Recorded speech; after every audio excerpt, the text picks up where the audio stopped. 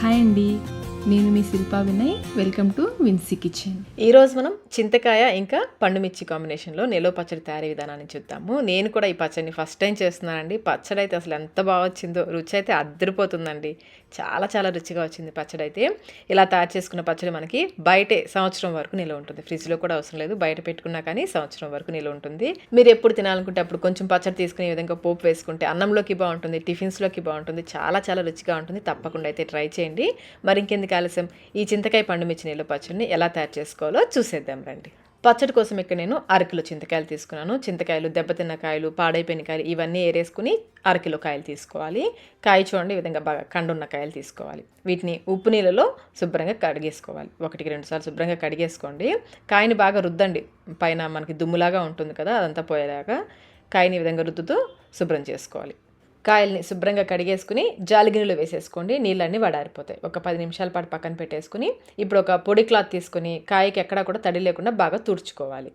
ఇలాంటి నిలువ పచ్చళ్ళు చేసేటప్పుడు ఏమాత్రం తడి ఉన్నా కానీ పచ్చడి పాడైపోతుందండి. ఎక్కడా కూడా తడి లేకుండా బాగా ఆరపెట్టుకోవాలి. బాగా తుడిచేసుకుని ఫ్యాన్ కింద 1 గంట పాటు బాగా ఆరపెట్టేసుకోండి. అరకిలో చింతకాయలకి అరకిలో పండుమిర్చి తీసుకోవాలి. పండుమిర్చి కూడా చూడండి విధంగా బాగా కండున్న కాయలు తీసుకోవాలి. తొడిమలు లేని కాయలు, పాడైపోయిన కాయలు లేకుండా ఏరేసుకుని ఉప్పు నీళ్ళలో వీటిని కూడా శుభ్రంగా కడిగేసి నీళ్ళన్నీ వడారనివ్వాలి. నీళ్లు వడారిన తర్వాత పొడి క్లాత్తో బాగా తుడుచుకోవాలి. తొడిమల దగ్గర బాగా తుడవండి, అక్కడ తడి ఎక్కువగా ఉంటుంది. వీటిని కూడా క్లాత్ పైన వేసేసుకుని ఒక అరగంట లేదా గంట పాటు ఫ్యాన్ కింద ఆరబెట్టేసుకోండి. ఈ పండుమిరపకాయలు కూడా ఒకసారి కొలిచి చూపిస్తాను. చింతకాయలు, పండుమిర్చి 2 కూడా సమానంగా తీసుకోవాలి. అరకిలో, 2 కూడా అరకిలో తీసుకున్నాను. చింతకాయలు బాగా తడారిన తర్వాత ఈ విధంగా పీచు తీసేసుకోవాలి. మధ్యలోకి వించేసి ఇలా తీసామంటే చక్కగా పీచు వచ్చేస్తుంది. ఇలా పీచు అంతా తీసేసుకోవాలి. తర్వాత దీనిపైన ఉన్న పొట్టును చూడండి, ఈ విధంగా నైఫ్తో లైట్గా కొంచెం ఇలా తీస్తూ ఉంటే ఈజీగానే వచ్చేస్తుంది. నేను కూడా ఇదైతే ఫస్ట్ టైం చేస్తున్నానండి. ఈ తొక్క తీయడం కూడా ఇదే ఫస్ట్ టైం. నేనైతే ఈజీగానే ఉంది, మరి అంత కష్టంగా ఏం లేదు కానీ ఈజీగానే ఉంది. ఈ విధంగా పొట్టు అంతా కూడా తీసేసుకోవాలి. ఇలాగే మిగిలిన కాయలన్నిటికీ పొట్టు తీసేసుకుని ఒక గిన్నెలో వేసి పక్కన పెట్టేసుకోండి. మనం తీసుకున్న అరకిలో చింతకాయలు, అరకిలో పండుమిర్చికి 125 గ్రాముల కల్లుప్పు తీసుకోవాలి. అంటే 1/2 కిలోలో సగం తీసుకోవాలి. కప్ మెజర్మెంట్లో అయితే 1/2 కప్ కంటే కూడా కొంచెం 1 టేబుల్ స్పూన్ ఎక్కువ తీసుకోవాలి. మీకు వెయిట్ మెజర్మెంట్లో కూడా చూపిస్తాను చూడండి. 125 గ్రాములు అంటే 1/2 కిలోలో సగం. అదే మీరు కిలో పండుమిర్చి, కిలో చింతకాయలు తీసుకుంటే 1/2 కిలో కల్లుప్పు తీసుకోవాలి. ఉప్పును కూడా ఇలా కొలుచుకొని పక్కన పెట్టేసుకోండి. ఇప్పుడు రోట్లో కొన్ని చింతకాయలు, కొంచెం కల్లుప్పు, కొంచెం పసుపు, నేను మొత్తం 1/2 టీ స్పూన్ పసుపు తీసుకున్నాను. కొంచెం కొంచెం పసుపు వేసుకుంటూ దంచుకోవాలి. మరి గట్టిగా దంచకండి, గింజ పగలకుండా దంచుకోవాలి. మిక్సీలో వేయకూడదు, రోట్లోనే దంచుకోవాలి. ఇలా దంచేసుకుని దీన్ని ఒక బౌల్లోకి తీసేసుకోండి. ఇలా కొంచెం కొంచెం చింతకాయలు దంచుకోవాలి. కొన్ని చింతకాయలు, 2 స్పూన్లు ఉప్పు, కొంచెం పసుపు వేసేసి దంచుకోవాలి. నేనైతే సగం ఉప్పు మాత్రమే ఇందులో వాడాను. మిగిలిన సగం పండుమిరపకాయలు గ్రైండ్ చేసేటప్పుడు వేసుకుందాము.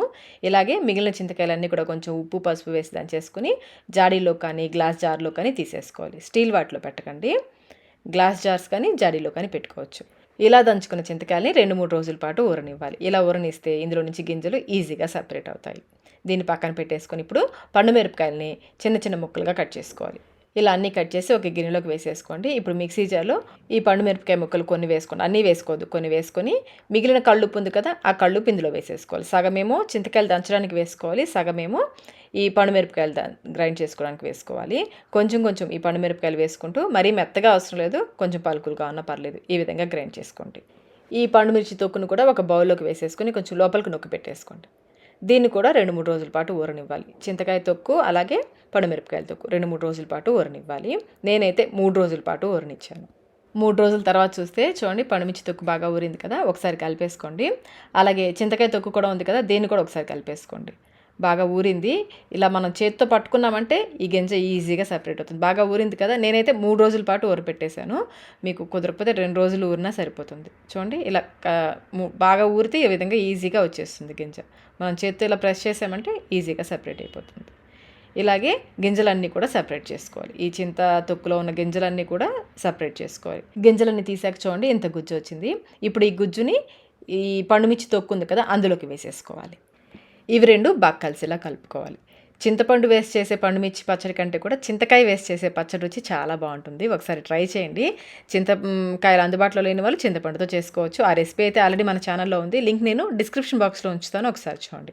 ఇలా కలిపి పక్కన పెట్టేసుకొని ఇప్పుడు స్టవ్ పైన ప్యాన్ పెట్టేసి 1 టేబుల్ స్పూన్ మెంతులు వేసుకుని మెంతుల్ని ఎర్రగా వేయించుకోవాలి. 1 టేబుల్ స్పూన్ మెంతులు అంటే వెయిట్లో వచ్చేసి 12 గ్రాములు 12 గ్రామ్స్ ఉంటాయి. వీటిని ఎర్రగా వేయించేసుకుని ఇప్పుడు ఇందులో 1 టేబుల్ స్పూన్ జీలకర్ర వేసుకోవాలి. వెయిట్లో వచ్చేసి ఇవి 8 గ్రాములు 8 గ్రామ్స్ ఉంటాయి జీలకర్రని మరి ఎక్కువసేపు వేయించాల్సిన అవసరం లేదు. 1 నిమిషం పాటు అలా వేయించుకుంటే సరిపోతుంది. ఇవి రెండు వేగిన తర్వాత స్టవ్ ఆఫ్ చేసేసుకుని ఒక ప్లేట్లోకి పోసేసుకుని పూర్తిగా చల్లారనివ్వాలి. ఇవి చల్లారిన తర్వాత మిక్సీ జార్లో వేసుకుని మెత్తగా గ్రైండ్ చేసుకోవాలి. పెద్ద జార్ కాకుండా చిన్న జార్ తీసుకుంటే బాగా మెత్తగా గ్రైండ్ అవుతాయి. ఇప్పుడు ఇందులో 50 గ్రాముల వెల్లుల్లి రెబ్బల్ని లైట్గా పొట్టు ఒలిచి వేసుకొని గ్రైండ్ చేసుకోవాలి. ఈ మిశ్రమాన్ని కలిపి పెట్టుకున్న పండు మిర్చి చింతకాయ మిశ్రమం ఉంది కదా, అందులోకి వేసేసుకోవాలి. మళ్ళీ ఇదంతా బాగా కలిసేలా కలుపుకోవాలి. మనం ఇందులో వాడే స్పూన్స్ కానీ మిక్సీ జార్ కానీ ఏవి కూడా ఎక్కడ కూడా తడి లేకుండా చూసుకోవాలి. ఈ బాగా కలిపేసుకున్న తర్వాత కొంచెం ఈ మిశ్రమాన్ని మిక్సీ జార్లో వేసుకుని మెత్తగా గ్రైండ్ చేసుకోవాలి. చూడండి, ఈ విధంగా బాగా మెత్తగా గ్రైండ్ చేసుకోవాలి. ఇలా గ్రైండ్ చేసేసుకుని దీన్ని మరొక బౌల్లోకి తీసేసుకోండి. ఇలాగే కొంచెం ఈ పండుమిర్చి తోకుని కొంచెం వేసుకుంటూ గ్రైండ్ చేసుకోవాలి. నేనైతే మొత్తం అయితే మెత్తగా గ్రైండ్ చేశాను. చివరి వాయికి ఒక్కటి మటుకు కొంచెం పలుకులుగా గ్రైండ్ చేశాను. మరీ మెత్తగా కాకుండా కొంచెం పలుకులుగా గ్రైండ్ చేశాను. ఇప్పుడు అన్ని వాయిలు కూడా బాగా కలిసేలా బాగా కలుపుకోవాలి. నేనైతే కొంచెం వేసుకుంటూ 4 సార్లుగా గ్రైండ్ చేశాను. ఈ 4 వాయిలు కూడా బాగా కలిసేలా కలుపుకోవాలి.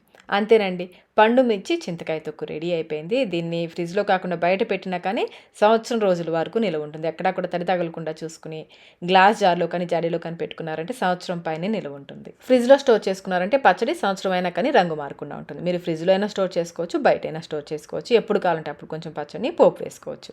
ఇప్పుడైతే మనం కొంచెం పచ్చడికి పోపు వేసుకుందాము. స్టవ్ పైన ప్యాన్ పెట్టేసుకుని ఒక 1/2 కప్పు నూనె వేసి నూనె కాగిన తర్వాత కొన్ని ఆవాలు, జీలకర్ర, పచ్చెనపప్పు, మినపప్పు అన్నీ కూడా కొంచెం వేసుకొని వేయించుకోవాలి.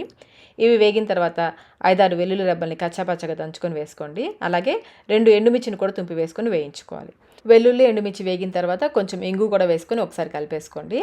చివరిగా కొంచెం కరివేపాకు కూడా వేసేసుకొని స్టవ్ ఆఫ్ చేసేసుకోండి. ఆ వేడికి కరివేపాకు వేగిపోతుంది. కరివేపాకు క్రిస్పీగా అయిన తర్వాత దీనికి సరిపడా నేనైతే 2 గరిటెళ్ళు పచ్చడి వేస్తున్నాను. ఈ పోపు వేడిగా ఉన్నా పర్లేదు. ఈ పచ్చడికి పోపు వేడిగా ఉన్నప్పుడు వేసేసుకోవచ్చు.